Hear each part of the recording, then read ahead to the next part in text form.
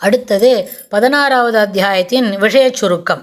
இந்த அத்தியாயத்தில் ஆரம்பிக்கும் பொழுதே பயமின்மை, அபயம் ந பயம் அப்படின்னு சொன்னார். அதாவது பயமின்மை முதலிய நற்குணங்கள் தெய்வ சம்பத்து எனவும், டம்பம் முதலிய குணங்கள் அசுர சம்பத்து எனவும் கூறியாகிறது.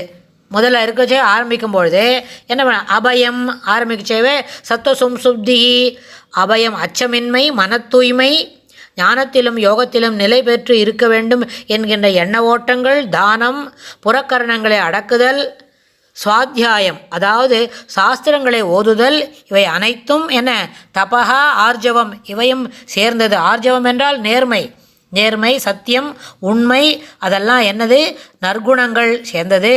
இத்தனைய நற்குணங்களும் தெய்வ சம்பத்து என கூறுகிறார். பின்னர் அசுர சம்பத்து அப்படின்னு சொல்ல ஆரம்பிக்கும் பொழுது டம்பம், கர்வம், அபிமானம், தற்புகழ்ச்சி, குரோதம், அப்புறம் பாருஷ்யம், அஜ்ஞானம், அஜ்ஞானம் சொன்னால் மடமை, இவை அனைத்தும் ஆசுர சம்பத்துடன் இணைந்தது. மேலும் தெய்வ சம்பத்து இருக்கிறவனுக்கு மோட்சம் பெற வேண்டும் என்கின்ற ஆசை சிறிது சிறிதாக வளர்ந்து கொண்டு வரும். ஆனால் ஆசுர சம்பத்து இருக்கிறவனுக்கு என்ன ஆகும்னு கேட்டால், அதுலேருந்து அதுக்கு என்னெல்லாம் அல்ப புத்தி இருக்கும்.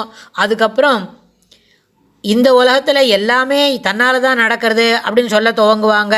அப்புறம் அசத்தியம், பொய் நிறைந்தது, நிலையற்றது, ஈஸ்வரனே இல்லாதது, அப்புறம் காம இச்சைகளுக்கு மட்டுமே முக்கியத்துவம் கொடுப்பது, இவை அனைத்தும் அசுர சம்பத்து எனவும் கூறுதல்.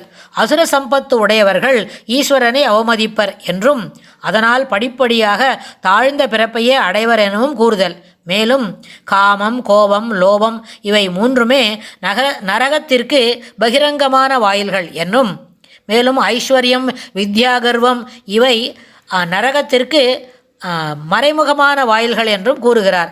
மேலும் இந்த வழியை நின்று விலகும்படி எச்சரிக்கை செய்வதற்கும் மோட்சத்திற்கு வழிகாட்டுவதற்கும் உற்ற துணை சாஸ்திரம் என்று உறுதியாக கூறுதல்.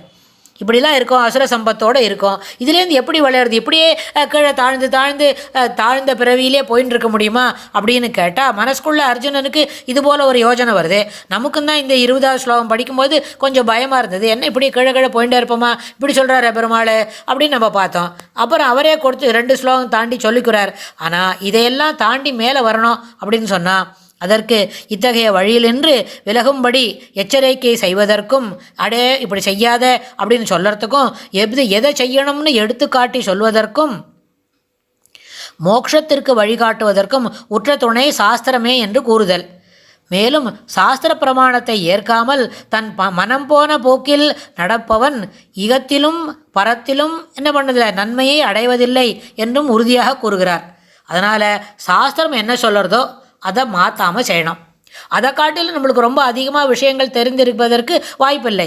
எத்தனை படிப்பு படிச்சிருந்தாலும் சாஸ்திரம் சொல்கிறத, சாஸ்திரத்தை வாசித்துவிட்டோம் என்ன சொன்னால் அது சொல்கிறத சிறப்பாக கேட்கணும். இல்லை அது என்ன சிறப்பாக சொல்கிறதோ அதை கேட்கணும். சிறப்புன்ற வார்த்தையை முன்னாடி போட்டுட்டா சாஸ்திரம் சொல்கிறது எல்லாமே சிறப்புன்னு ஆகிடும். சிறப்பாக கேட்கணுன்னா கேட்குறவனுக்கு சிறப்பு வந்துடும். அப்படின்னா ஆமாம், சிறப்பாக கேட்கணுன்றத அந்த வார்த்தையை முன்னாடி ஃப்ரேஸ்லையும் எடுத்து சேர்த்துக்கலாம், அடுத்த ஃப்ரேஸ்லையும் சேர்த்துக்கலாம், எடுத்து சேர்த்துக்க முடியும்னு சொன்னால், சிறப்பாக சாஸ்திரம் சொல்கிறத சிறப்பாக கேட்கணும்னு சொன்னால் கேட்குறவனுக்கு சிறப்பு வரும். அதனாலேயும் அதை சாஸ்திரம் சொல்கிறத சிறப்பாக கேட்க வேண்டும் அப்படின்னு சொல்லி இந்த அத்தியாயத்துக்கு எடுத்து சொல்கிறார். மேலும் சாஸ்திரத்தை சொல்கிறபடி கேட்டவனுக்கு நல்ல கதி கிடைக்கும். அதுபோல் சாஸ்திரத்தை சொல்கிற மாதிரி கேட்காம மனம் போன போக்கில் நடப்பவன் என்ன பண்ணுறார், இகத்திலும் பரத்திலும் நன்மையை அடைய மாட்டார்கள், ஒரு நன்மையும் அடையான் என்று கூறுதார். அதுவும் இந்த ஸ்லோகத்தில் கடைசியில் சொல்லிவிடுறார். இந்த அத்தியாயத்தில் கொள்ளறிய தேவியலும் கொள்ளத்தகாத அசுர இயலும், தள்ளத்தகந்தது கொள்ளக்கூடிய குணாதிசயங்கள் என்ன, தேவ குணம், தெய்வ குணத்தை கொள்ள வேண்டும். கொள்ளத்தகாதது எது, அசுரகுணம். அசுரகுணம்னா இப்போ பார்த்தோம், டம்பம், பேராசை, காமத்துக்கு இன்பம் முதல் இடம் கொடுக்கறது, அப்புறம் காமம், குரோதம், லோபம், பேராசை, சிற்றின்பம் அதற்கு ஈடுபடுது அப்படின்லாம் சொல்கிறார். அப்புறம் அந்த பயனும் சாற்றி பின் விள்ளொரும். சரி, இதுலேருந்து விலகிக்கணும். என்ன செய்யணும்னு கேட்டால், சாத்திரத்தின் மாண்பதுவும்.